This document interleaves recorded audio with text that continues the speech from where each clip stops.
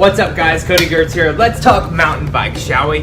And I'm not talking about ones at Walmart, okay? Because they're the equivalent to this little guy over here, all right?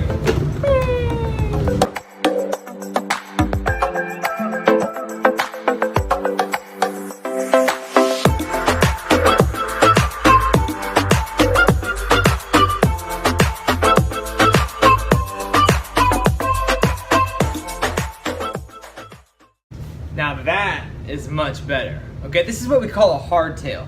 Right now, if you're looking to get into the sport of mountain biking, buying a hardtail is probably one of the best bikes that you can purchase. Okay, now it really all depends on how much experience you have on a bike. Maybe you have zero. What kind of terrain you're riding, and most importantly, what is your budget?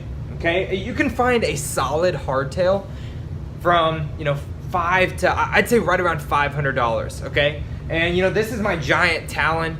I've had this bike since November of last year. It is at the end of May right now, almost first part of June. And I gotta say, I love this bike. It's perfect for what I have around here. Now granted, I'm getting ready to move. So it may not suit what's in the future, but a hardtail is perfect for like a flowy, almost like a cross-country style trail.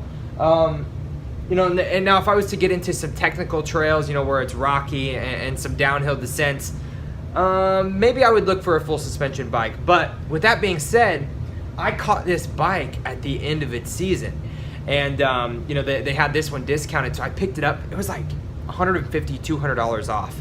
So I picked it up for like $450, and I think it originally goes for like $650.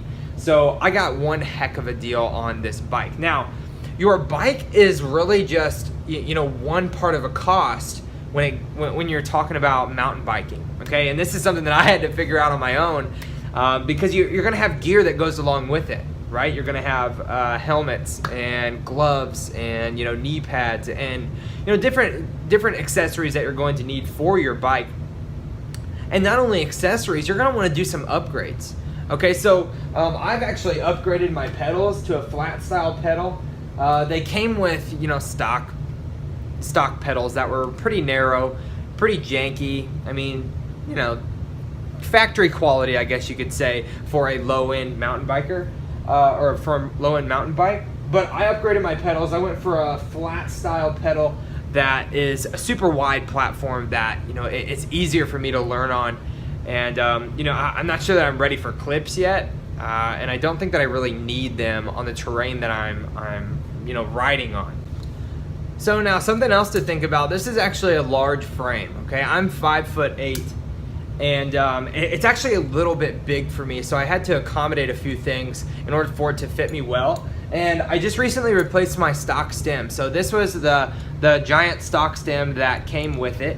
And I decided that I wanted to shorten it up a little bit. This is like 110 millimeters, I think, is what it comes as. I think it's 110 millimeters. I went to a 40 mil stem. Let me zoom in here. I'll bring my camera over here so you guys can see.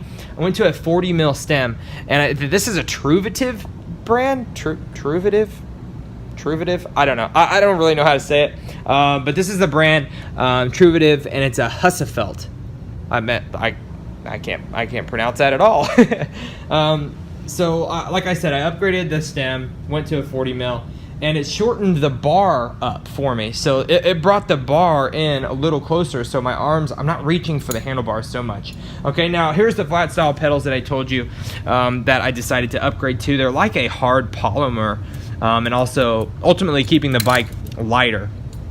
Now these are the stock tires on this as well. Okay, they're Maxxis Icon tires, 27.5 inch, and they honestly perfect for the terrain that I ride on. Okay, and guys, I hope you're picking up a common theme here in this video, is that when you're going to buy a beginner mountain bike, it's really about the terrain. Wow, that is crooked. It is really about the terrain that you're riding on. Okay, so here's a tip for you guys if you're looking to get into the mountain biking sport. Okay, number one, be patient, because at the end of the season, at the end of the riding season, bike shops will put their bikes on sale to make room for new inventory. Okay, so if you're looking to buy a bike, go in January, February, March even. and probably January, February is your best bet. So that way all of their old stock isn't completely out yet. Okay, so that's tip number one. My second tip is don't forget about all the accessories that you might want to purchase, as you get into this sport. Because, like I said, I bought, had to buy a helmet. I had to buy gloves and knee pads. I had to buy a pump as well, an air pump. I have a multi-tool. I have, different lubes that I use on my bike. So just keep that in mind when you're purchasing and purchasing your first bike and getting into this sport. Okay, there's more than just the bike purchase. Okay, there's the accessories that go along with it. So with that being said, I know that there are a ton of bikes out there, and maybe you're not sure on which one to choose.